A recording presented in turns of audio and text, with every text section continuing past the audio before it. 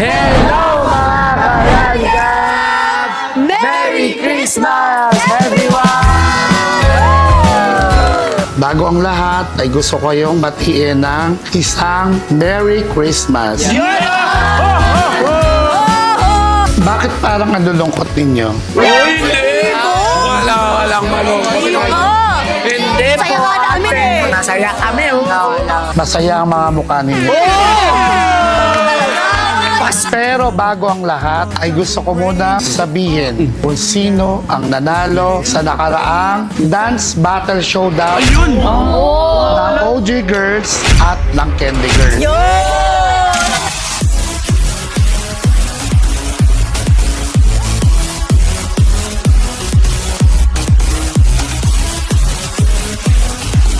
Dahil parehas kayo nag-effort para maitawid at magawa ang magandang performance para sa inyong Dance Battle Showdown. Bago ko i-announce sa panalo ay gusto ko kayong i-congratulate parehas dahil sa pinakita ninyong tapang para lumaban sa harap ng maraming tao. Oh my God! It's so real. Ang panalo sa Dance Battle Showdown ay walang iba kundi ang OG Girls!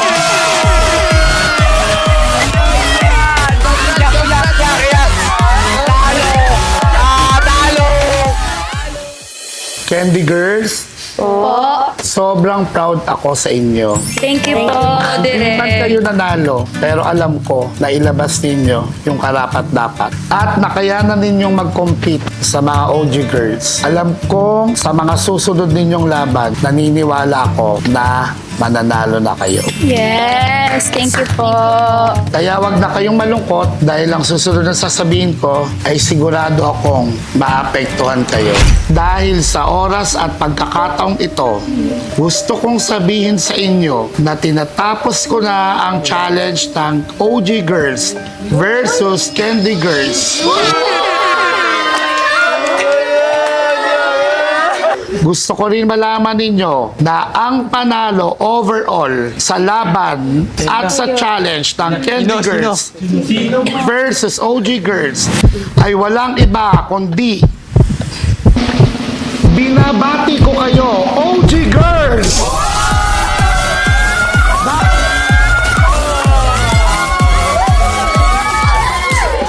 Okay guys, sa pagkakataon na ito, gusto ko lang malaman kung ano ang nararamdaman ng ating Candy Girls. Simulan mo na, Bella. Siyempre po, masakit para sa amin kasi ginawa na po namin lahat para ilaban yung challenge, 'di ba? Sabay talo lang po pala kaming lahat. Ikaw naman, Krish. Since po natalo po kami, paano po yun? Tatanggalin na po ba kami sa vlog? Ang sagot sa tanong mo ay aabangan natin yan. Ikaw naman, Kiara. Anong masasabi mo? Para naman po sa akin, sir, nakakalungkot po yung mga pangyayari po na natalo po kami. Pero may gusto po sana akong malaman po galing sa inyo, sir. Ano yon, Kiara? Gusto ko lang po malaman kung may iba pa po bang way para po makasama pa po kami sa mga vlogs. Sa pagkakataong ito ay hindi ko muna masasagot ang iyong katanungan. Ikaw naman, Chloe. Ano naman ang masasabi mo rito? Yun din po, malungkot din po kasi since day one po na nag-umpisa yung challenge is ginawa namin yung best namin. Pero, sir, may tanong lang din po ako. Sige, ano yung tanong mo? Before po kasi magsimula yung challenge is nasabi niyo po na if matatalo po kami, 2 months po kaming hindi po makakapag-content po sa mga boys po. So, hindi na po, simula po ba nga, hindi na po kami pwede mag-content po sa kanila. Paano yan, Chloe tsaka Derek? Hindi na po ba matutuloy yung date namin ni Hailey? Oo nga po, Derek, kasi pumayag na po sila kasi po na makipag-date po kami at magkaroon po kami ng date. So, hindi na po ba yun matutuloy? Tapos, napag-usapan na rin po namin ni Bella and ako po, madami na po akong plano kung ano po yung susuotin ko sa kapupuntahan po namin ni Cassie since pinaghahandaan po namin ni Bella. Hindi ba, Bella? Sayang naman po, Derek, kung di po matutuloy kahit yun na lang po sana yung matuloy po. Naiintindihan ko ang inyong mga katanungan, Chloe at Bella. Pero kagaya ng pinag-usapan natin, kung ano man ang mangyari, matutuloy at matutuloy kung ano ang ating na plano noon.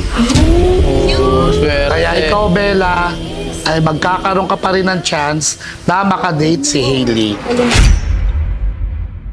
Kagaya ni Bella, Chloe, ikaw din ay may pagkakataon na matuloy ang date ninyo ni Cassie. Thank you po, sir. Uy, date oh.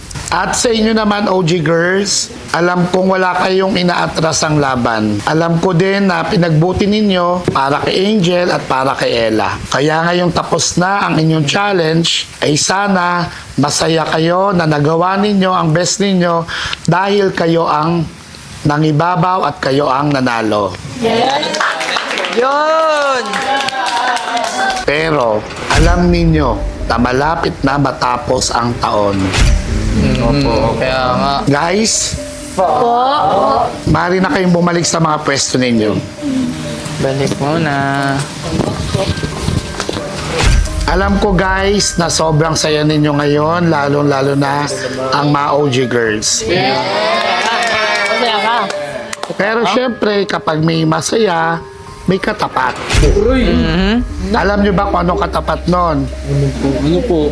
Medyo may konting lungkot. Gusto ko lang sabihin sa inyo na malapit na ang 2026. Alam naman ninyo na kapag 2026 ay nagpapalit tayo ng love team. Malapit na ang announcement noon. Kaya sana kung ano man na maging desisyon ng Rancab Management sa mga bagong love team ninyo or kung mag-i-stay yung love team ninyo, ay sana tanggapin nyo pa din ito ng bukal sa inyong mga puso. Hailey, ano masasabi mo? Hindi ko po alam, Direk eh. Si Ella ba o si Bella eh. Kayo na pong bahala. Okay naman ako sa kanila parehas eh. Ikaw, Cassie, ano masasabi mo? Siguro po ang papapiliin ako kay Angel o kay Chloe. Kahit sino na lang po yung ibigay sa akin, tatanggapin ko na lang po. Ikaw, Brion, Sana po direct na mapagbigyan niyo pa po kami na magstay po ang Brianna. Kasi po, di pa po ako ready na may bagong ka-love team po eh. ikaw, Miles, naka-ready ka na ba na maging iba or magbago ang makaka-love team mo sa 2026? Actually, direct, hindi pa po talaga eh. Kasi yung expectation ko po talaga is kami pa rin ni Mitch sa 2026. Kasi yun naman po talaga usually na nangyayari kada tapos ng mga year. And syempre, alam mo naman po direct na hindi din po agad matatanggap ng mga supporters ng Rancab. And alam na ng Milmi na magbabago na yung love team sa 2026. Kaya alam ko pong mahihirapan po and malaking adjustment po yun para sa amin. Tsaka po, Direk, hindi ko man po hawak yung desisyon nyo. Hinihiling ko pa rin po na sana hila pa rin sa 2026 kasi nagbibuild pa po kami ni Hailey ng madaming memories para sa isa't isa po. Tsaka po, sir, bakit po may change love team po ulit? Tapos na po yung challenge. Naman. Tama si Yana direct. Tsaka na naman yung challenge eh. So parang hindi na natin kailangan ng bagong love team. Para saan pa, di ba? Para bigyan sila ng chance tsaka Kaya nga, pag-asa. tayo yung nanalo, di ba? Eh, panalo na tayo. Dapat hindi na ganun. Eh sir, para saan pa po nananalo kami? Eh, kung may chance lang din yung Candy Girls na maka-love team sila. Tama. Guys, alam ninyo na taon-taon nangyayari ito. Maaring ang iba sa inyo ay magpalit ng love team or maaring ang iba sa inyo ay manatili. At syempre, kung sino at ano ang desisyon ng management, ang siyang mangyayari at masusunod. Tama. Sana nagkakaintindihan tayo lahat doon. Tama na yan! Masyadong mabigat, masyado kayong malungkot. Oo nga. Aray ko. Guys, alam nyo, Paskong Pasko, dapat masaya tayo, di ba? Guys, dahil dyan, antayin nyo ako kasi kukunin ko lang ang regalo sa atin. Ang Rancab Management. Ayan, wait lang.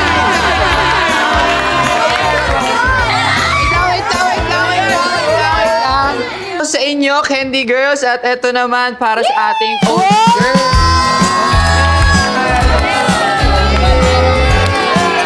At syempre, hindi rin kami pwedeng mawalan. Hindi pwede yan. Kaya naman mga boys ko dyan, tayo nyo ako, babalik ako. Bilisan mo! Wait lang. Dahil ang ambassador tayo ng Gatsby. Siyempre, hindi nila tayo nakalimutan at pinadalhan nila tayo ng regalo. And guys, wait! There's more!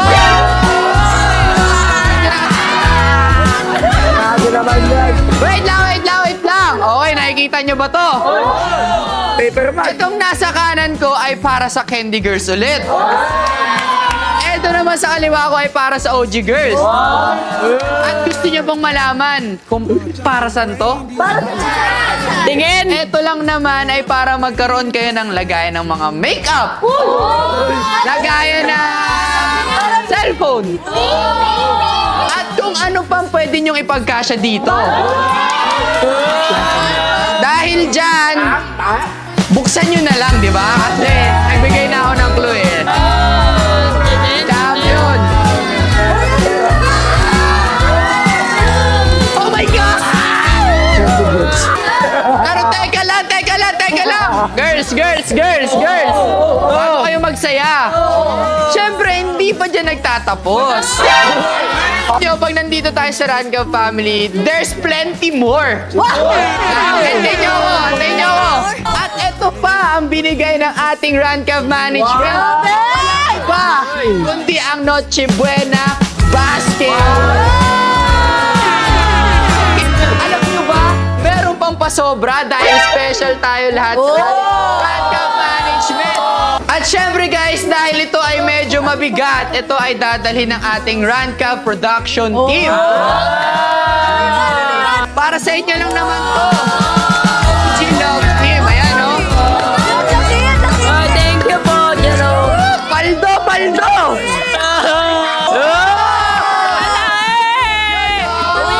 Uwi ko to! Syempre guys, meron ka to. Guys, Eto na.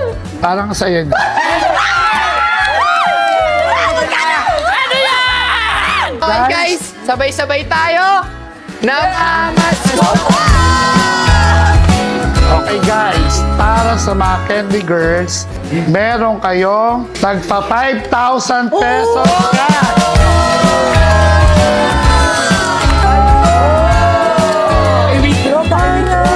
Okay? At para naman sa'yo, JM, Hailey, Ella,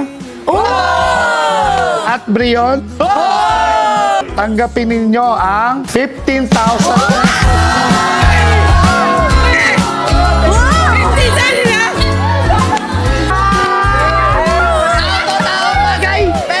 Para sa mga natitira na OG, Ayan na!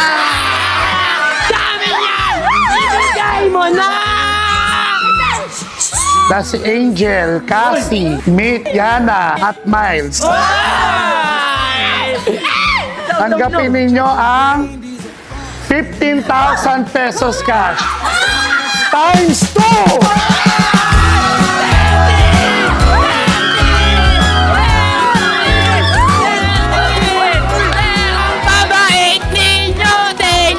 At syempre, Na-prank kami dun na. hindi mawawala ng ating masipag na editor.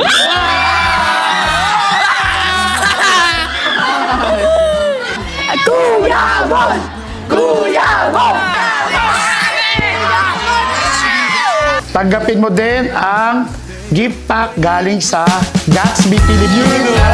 Buena package. Ano bang ganito? At syempre, ang 30,000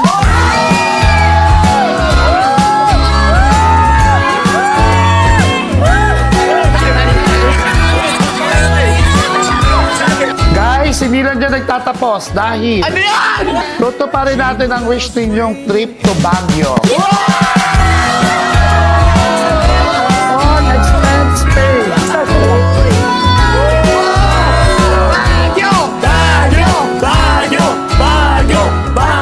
At para sa inyo, Abby at Jerome, maaari kayo pumunta sa gitna.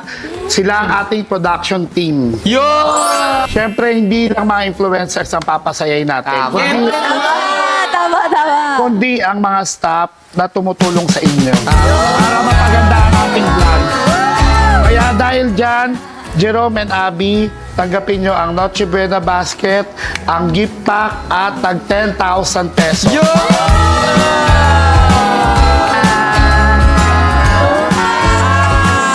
Paldo! Thank you! Thank you! Thank you! Para sa patuloy na nagpapaganda sa inyo, ang head ng ating glam team, na si Peggy.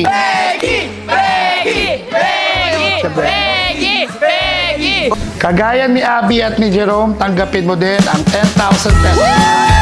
Grocery, Noche Buena package at gift pack. Iyak na yan! Iyak na yan!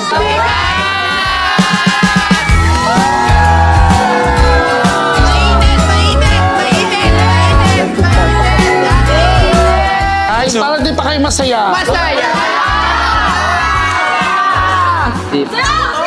Okay, dahil meron tayong trip to Baguio, Ayan! may tagpa 5,000 pocket money.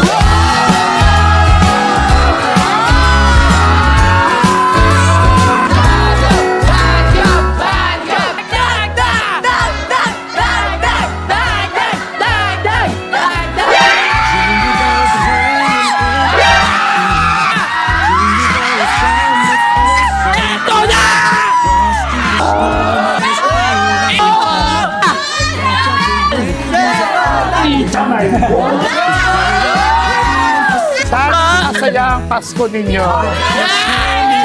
At magkita-kita tayo sa Baguio.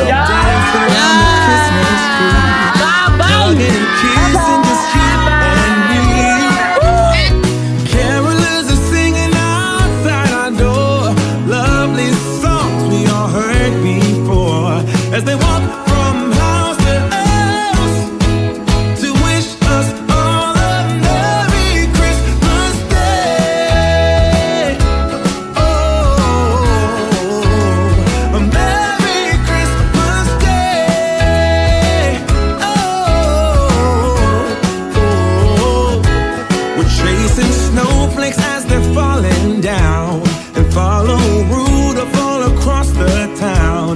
Later we meet under the mistletoe, while Santa's busy saying ho ho ho. We're feeling jolly, eating Christmas cake, and then we go skating on the frozen lake, saying hi to every friendly face. And later we warm up by the fire